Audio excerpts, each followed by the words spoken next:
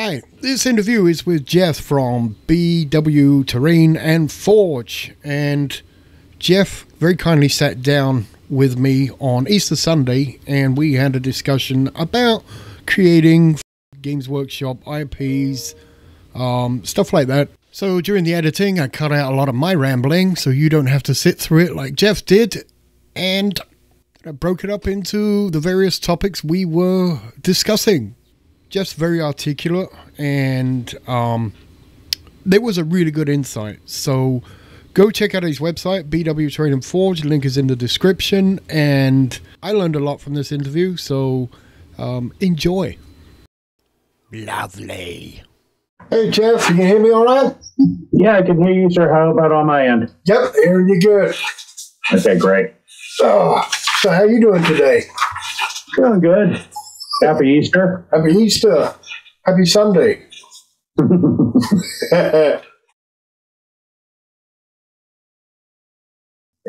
I definitely see both sides of it. I mean, on the one side, it is Games Workshop's IP. You look at Rogue Trader stole from everybody. Yep. I mean, you can see Alien, you can see Terminator, you see Starship Troopers, you see Dune. There's other ones in there also. I mean, Orcs, you got Mad Max with the speed freaks and everything. So they did steal from everybody. But they do have kind of a vision what's in there. The thing that is hard for us as creators is they kind of force a collectability versus people, I want to play.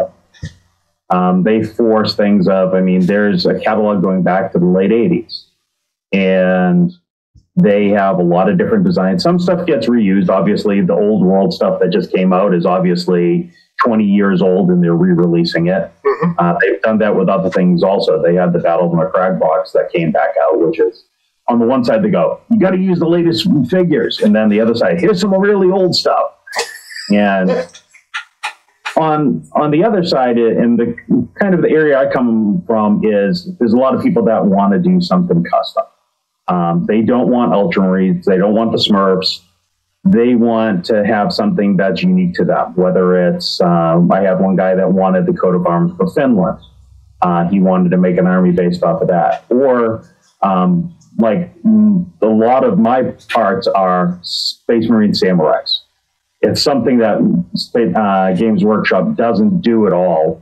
They, as far as they go, is the White Scars, and it's like, here's a little bit of Asian flair for you. But there's a lot of people that want that.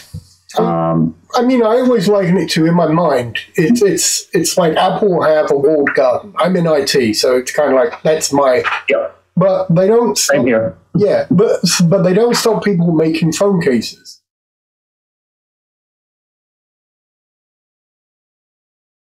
Yeah, I mean, there's recasters out there. I mean, there's sites like Forge My Legion. I get newsletters from them all the time. Or you have AliExpress. Temu's even doing recasting now. I mean, it's not the site personally doing it. Somebody selling on the site. Mm-hmm. And you're having somebody that and eBay has them. They go get something either from Forge World or Finecast and go, I'm gonna make a mold, and then I'm gonna make my own castings of this, and I'm gonna sell them. That's a big no-no. Yeah. I mean, that is their product through and through. You want it. It's an old product, like some of the Rogue Trader metal minis or whatever. You're gonna pay a little bit of a hefty fee for that. You gotta kind of know that. There's all different ways to play Warhammer or any of these games. I mean, there's sites like Warhammer and the others. There's guys that do meeples. There's guys, hell, we have Lego 40K where people make their characters out of Legos. There's a lot of ways to do it. Play within your means. And if you see something that looks too good to be true, it probably is. It's probably fake. And at the end of the day, that's something you should steer away from. But like you're saying, the accessories, if it's stuff that they're not making, so the Horus Heresy reboot, any of the stuff that's coming out now, they do have some things for their main lines. If somebody wants something different, there's We have people that like, obviously, the Samurai Space Marines I was talking about, but there's other genres that are out there that it's not something Game Workshop does. But, for example, last fall I had my last takedown on Shapeways. It was the flag, the coat of arms for Finland that I was talking about. They said, oh, take this down because it's a quote-unquote Space Marine shoulder pad. And there was a huge lawsuit, I want to say 15 years ago, with a company out of Texas called Chapter House Studios. And they were one of the big ones in the beginning, them, Victoria Miniatures, that would do shoulder pads, shields, helmets, tank parts. And that's where Games Workshop got into this thing of intellectual property. We own it. You can't make money off of it, even though we're not doing anything at that time. And it bankrupted this small garage company. They basically would cast resin out of their garage, and they were one of the big ones. At the end of the day, it's like, did you really have to go there? I understand on one side you want to protect it, but on the other side, they're not doing it consistently.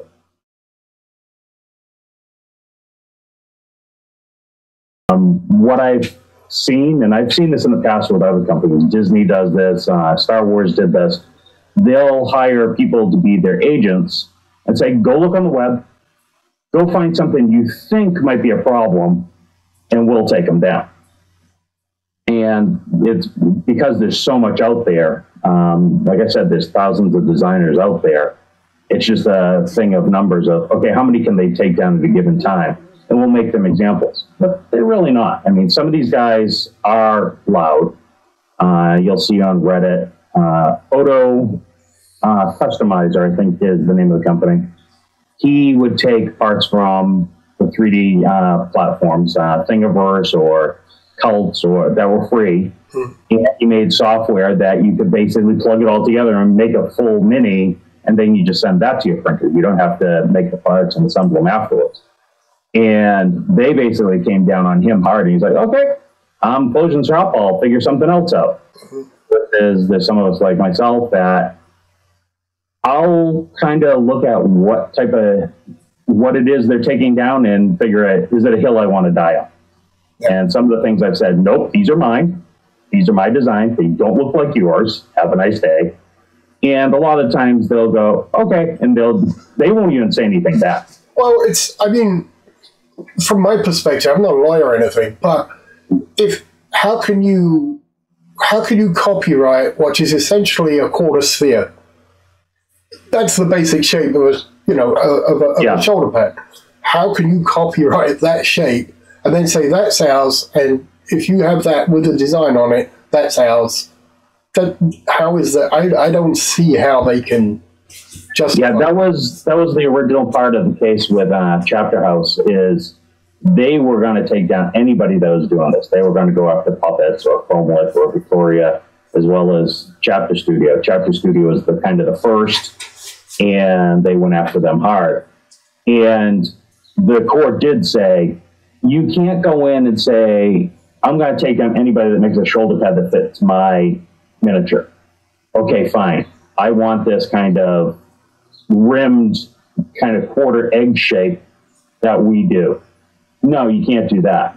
You can't go after somebody for having an Omega, upside down Omega symbol. You can't go after somebody with a chevron or an X. So they got very specific. And if you look at some of the guys, and I was one of these offenders also, the people that I had looked at my stuff, and others basically didn't really go into this. On the inside of the shoulder pad, there's a bunch of grooves, and it was something they did for design aesthetic. And I had a talk with the Shapeways lawyer and as well as some other people, and they're like, yeah, that's very specific to them. You shouldn't use that. If you have that, don't use it. So personally, for me, I'm actually going through a whole redesign right now where I'm going through all my stuff and basically changing it enough that I'm going to be distinct, but still kind of be in the area. Like I don't have a square edge at the bottom. It's going to have like a little cut and then like a little, kind of like a mini tilt plate type idea on it. and I'm actually going through right now. It means a lot of work, but at the end of the day, if they come at me again, it's like, no, this is completely mine, and I'll have somebody to back me up on it. But there's a lot of people out there that the hard part is they are directly copying. And if you're directly copying, yeah, they're going to come after you, and yeah, you're going to get the repercussions for it.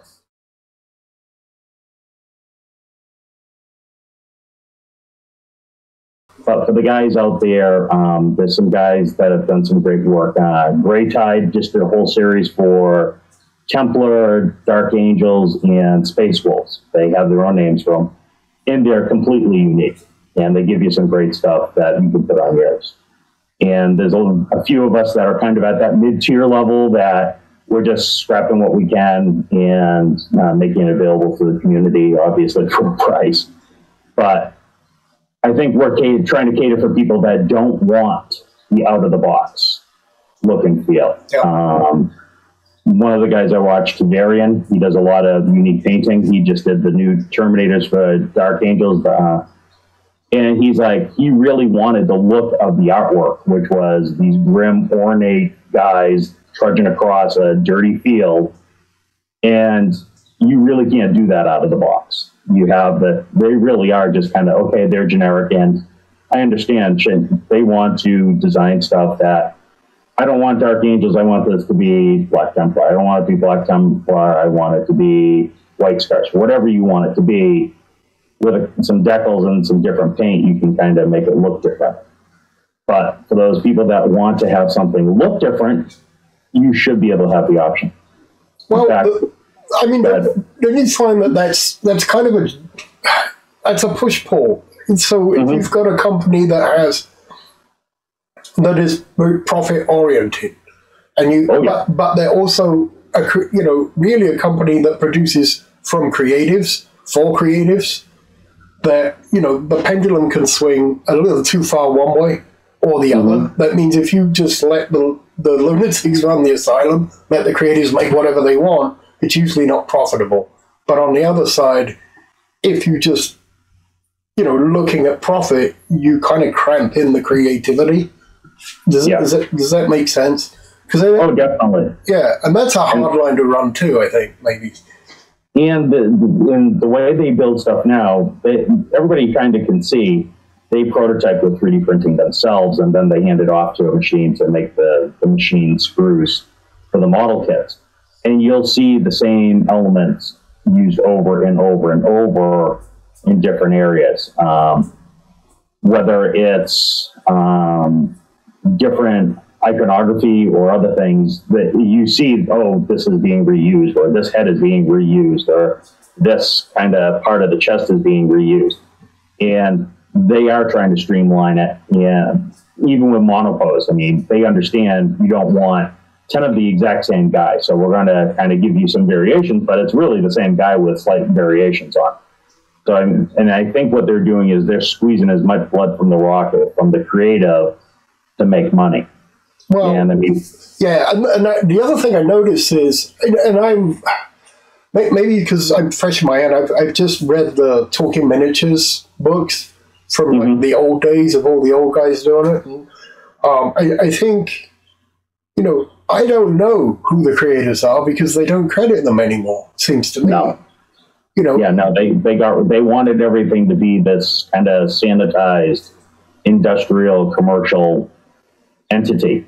And I mean, you even from like the paint side, you have Peachy and Duncan who have kind of, I'm doing my own thing, and really it's a continuation of what they did in the studio.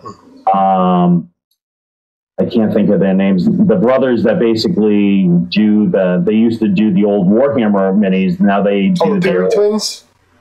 Yeah. Yeah.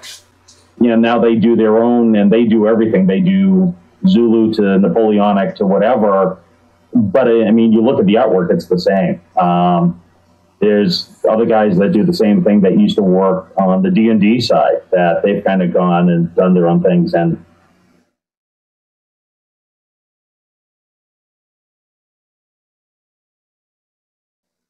now they have it that they want everybody to use. It's kind of that Disney effect. Yeah. Don't be creative, but keep within the mold. not even box, keep within the mold. Do you think maybe part of it could be that people that used to work there and got popular, they had a specific style, and, and people would follow those guys and say, oh, I like that style, that's something I like. Kind of went away and created things like Mantic, and the Perry Twins have their own, and Warlock Games. So they're following the people they like away from Games Workshop. Do you think maybe that's an issue that they're saying, all right, no more of this. We're not saying what the names are. We're gonna definitely. And you can see like the stuff that came out of Adepticon for Golden Demon.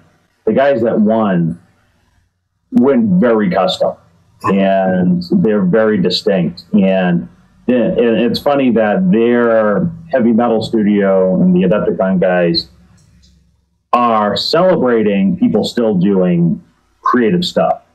White Dwarf has always had that thing of, here's a miniature that's 75% milliput, but yeah, we're going to say it's a Game Workshop piece, versus, I mean, now it's, okay, I know it's this piece, and you see a lot of the guys on, whether it's social media, whatever, the parts are so interchangeable still, but you just have to kind of take that little bit of a leap. But the face from one guy to the next, to the next, to the next, there isn't that distinctness of, I don't want to go back to the Rogue Trader ones because they're really cartoony, but even 10, 15 years ago, you had very distinct look throughout your troop. You might have had 10 heads on the sprue, but they were very different, whether it was bionics, whether it was expression, or so on. And there's a lot of people out there, I mean, Puppets War, I have some also, that they want distinct little details. They don't mind that the whole thing looks the same. They don't mind that the Primaris to Primaris all look exactly the same. They just want those little things. It could be a head, it could be a shoulder, or so on. But those sprues, I have no clue who makes them anymore. And my understanding is they probably have a good sized squad of guys that are working in CAD programs like I do. But you have to use these exact parts. You can't go off and completely sculpt on your own, like say Creature Caster does. You have to kind of use this kind of almost like Legos. Here's these parts, assemble from that, move on. Yeah, kind of like 3D cut and paste and then tweak. Maybe. Yep, exactly. Yeah. So,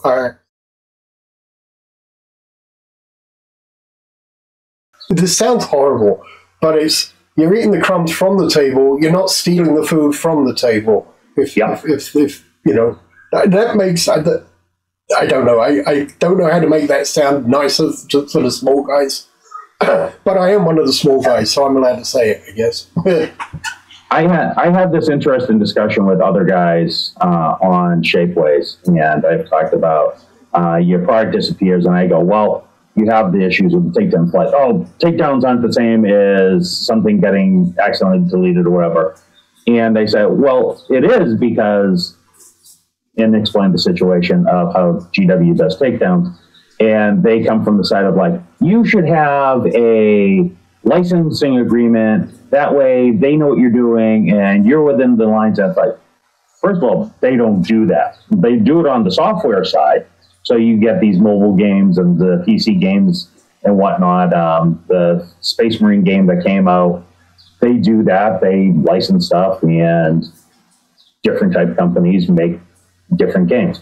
You get into the mini world, it's we own everything. It's our ball, or we're going home. And you talk to, there's one person I talk to who does Star Trek. So they do all the Space Fleet Command games, and they have a licensing agreement with Paramount. So everything they do is within the design. They know what they're doing. They cut a check to them saying, okay, we sold stuff. Here's how much you get. And it works. And like you were saying, you kind of try to figure out what the customer wants. There is some framework in there of what you're allowed to do, what you're not allowed to do. Same with Disney and many of the other IPs out there. But you come down to Games Workshop, it's like, nope, it's ours or nobody's.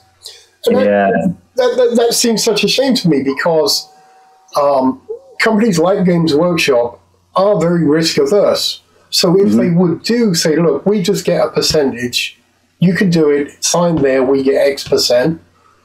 Now, that means smaller guys can go out and go, this will be a good idea, and throw it out there. And if it makes money, GW gets their percentage. If it doesn't, no harm, no foul, and GW hasn't taken the risk on something that doesn't work, if that makes sense. And I find it interesting on the social media side. So you have guys like Ninjon and Miniac and Eric's Hobby Workshop that they've signed waivers with GW, so they get advanced copies of stuff, so they can work with it. They've gone out to the UK. And, I mean, there was a snafu where I forget if it was Ninjon and Miniac. Took photos? Took a picture of a new release, and it accidentally went on social media. He took it down, but they basically escorted him out of the building saying, you can't play with us anymore.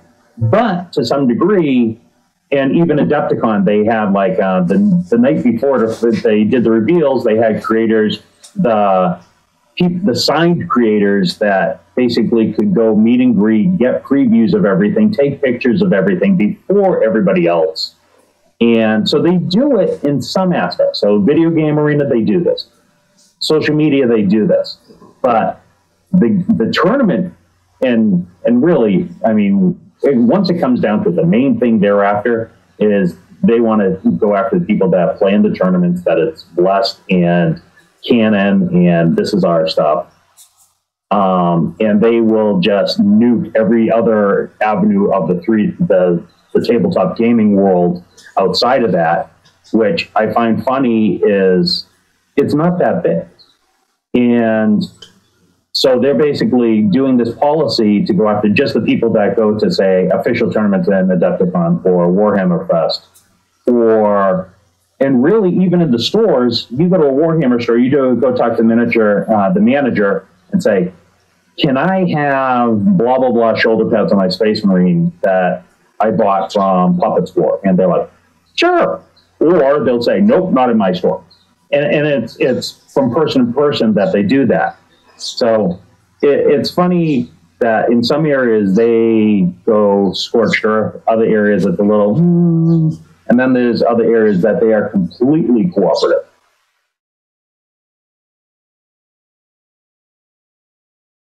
I just think it's a shame that, there's so much talent out there when you look at the STLs, including yourself. I mean, you'll sit there and spend hours creating something that augments a product they sell.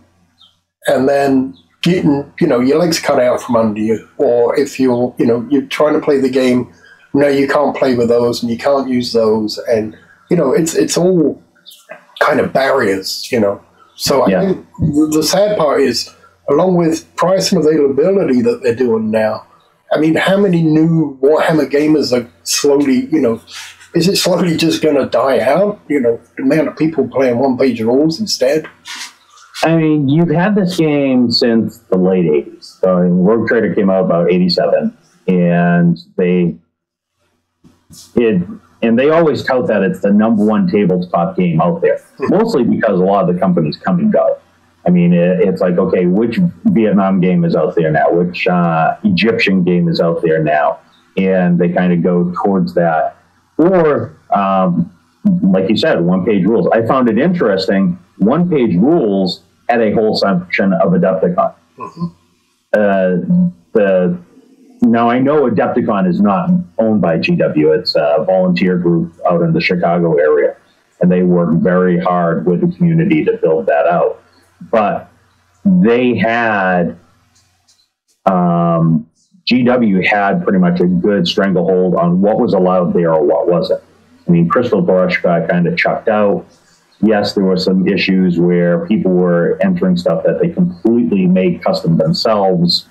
There's some politics in there as well. But then you had Golden Demon come in, and a lot of stuff was strictly, everything was GW. It is our solutions across the board. And this year, I didn't go, but from what I've seen from the walkthroughs, you had so many other elements there. And One Page Rules had their own booth. They were doing clinics. They were running contests and everything. They had tournaments that you could do on One Page Rules, and then you could basically take that stuff, or other way around. You could do stuff in a tournament for GW, and then you could do it with the One Page Rule tournament. So it was really interesting to see that there is more kind of diversity out there from a game company standpoint. Yeah. You also have Ravage Star from Mini Wargaming. That game, yes, there's a lot of other elements in there, but it takes the same elements. You have Space Dwarves, you have Chaos, you have kind of the Earth's super soldiers. Mm-hmm. And it's the same concept game.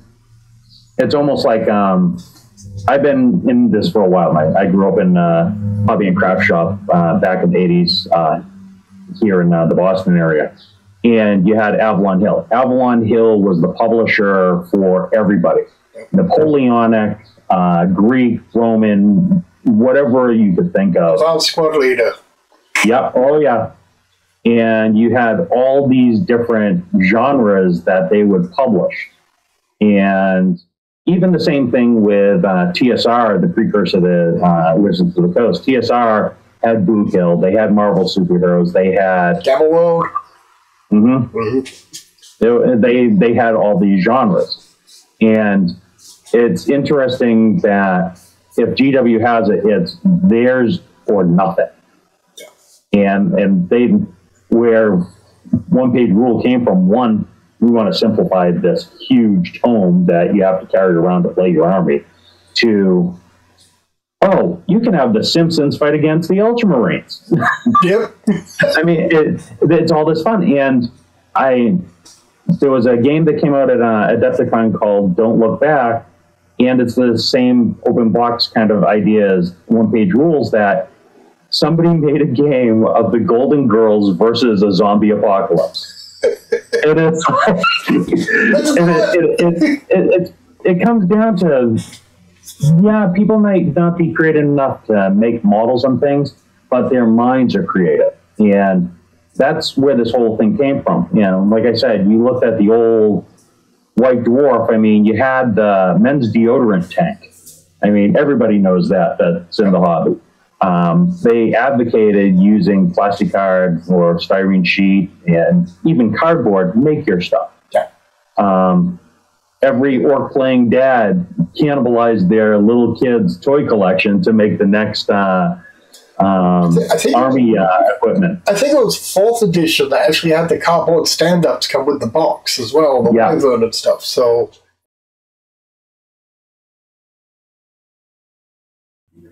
I think obviously 3D printing has been the big thing. When I started looking at the reason why I didn't make bits right off the bat is they were guys sculpting, making molds, casting resin or casting metal from there. Now you can make, and I wish I had the time to 3D print everything I did. Most of it is I have programs that say this is safe, this isn't safe. So I can design stuff. I can design whatever you want, and it can become reality. I think that's the biggest thing that has changed in the industry. The other thing is the concept of crowdfunding. Like we talked about in the days, you had Avalon Hill, who was the publisher, which would take a lot of concepts to market. And you had things like Parker Brothers and Milton Bradley, who were big gaming companies.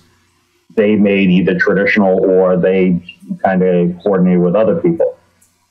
Obviously, that's back in the 80s.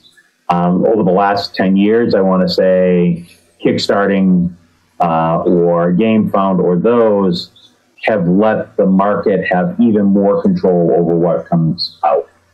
So if people think it's a great concept, it goes to market. It's not, oh, you go in front of an executive board and have them take half your profits. So I think that's a big change. One thing with gaming is the market will dictate what it likes. If it doesn't like something, and we've seen that with Games Workshop, if they see that the market didn't like an upgrade, they roll it back. People wanted the old world back, it came back. So, I mean, they do listen to the community. So you talked about, yeah, don't always shade them, but they do listen. So, I mean, that's a good thing. And I think that's something that's, when I first started, it was the three that started it kind of as a alternative to Dungeons and Dragons and came up with something great. And they were, yeah, let the gamers be scrappy, to now it's something of, you got to go buy this combat box or there. But they understand people like the old stuff too. So like you said, Old World was the reason you came back. They heard that from a lot of people. They wanted Old World. They didn't want Sigma. Yep. So it's definitely the types of things.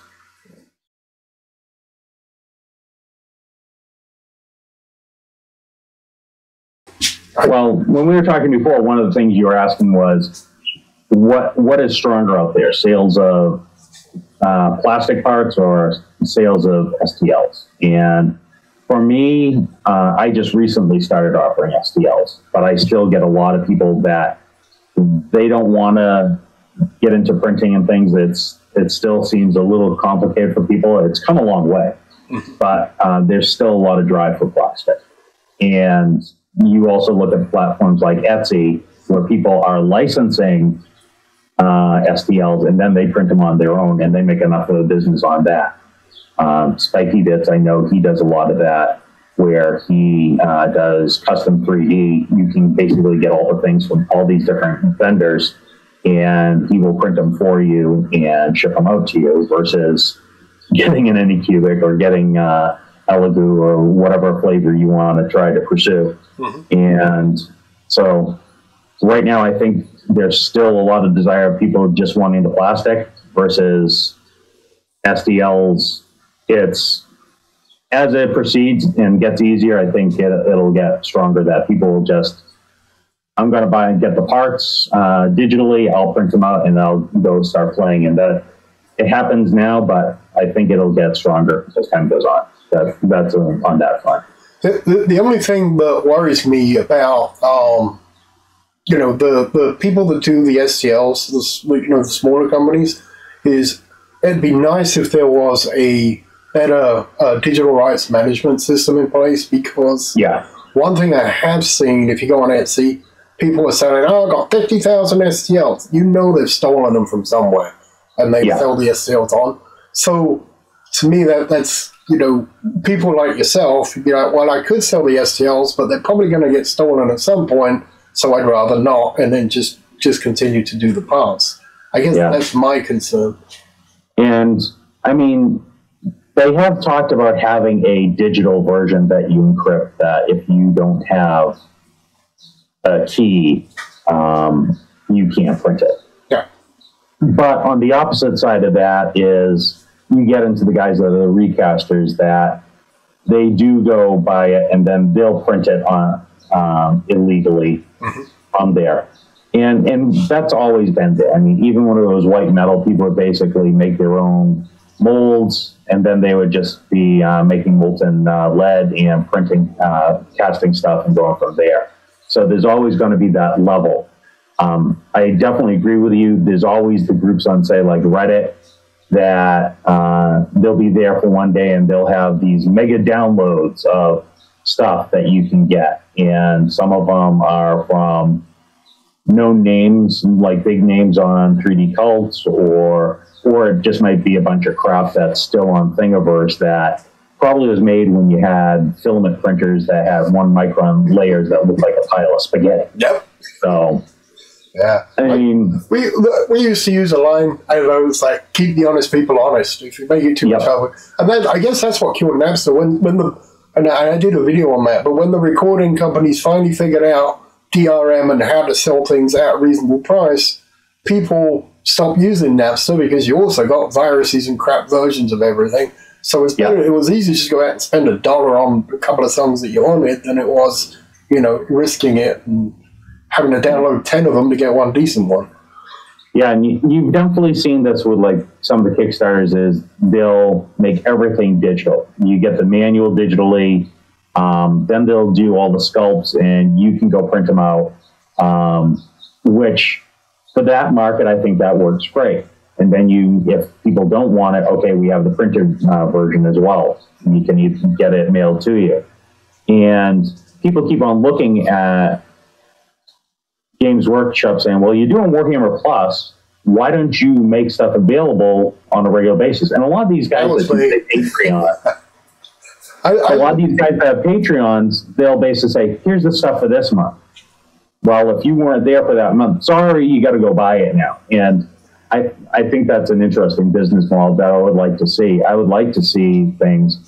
I have a couple guys that they take my stuff, throw it into whether it's Mesh Mixer or other 3D programs, and they make their own stuff.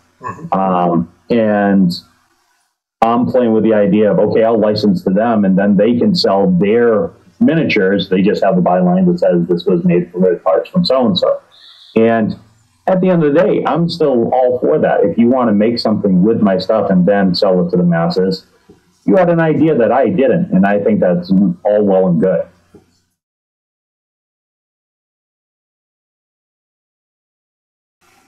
You hear bits of songs in other songs, and you're like, well, did they steal it directly, or was it just in their subconscious, or, I don't know. It's a tough one.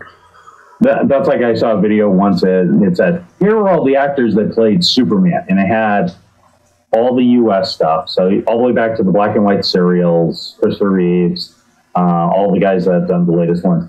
Then they switched to this guy in China. And I looked it up, and there was one in China, there was one in India, there was one in South America. They were not licensed at all, but they made a movie, they threw it through the theater system, and they made millions off of it. And it's like, yeah, okay. So that's I was like, one of the weird things, because we always think domestic, like locally in our little bubble.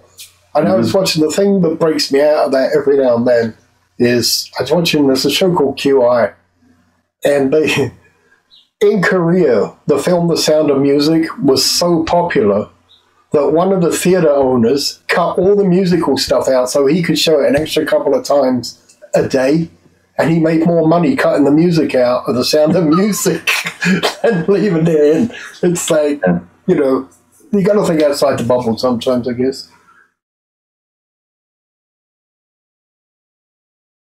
So, no, really, thank you very, very much for this.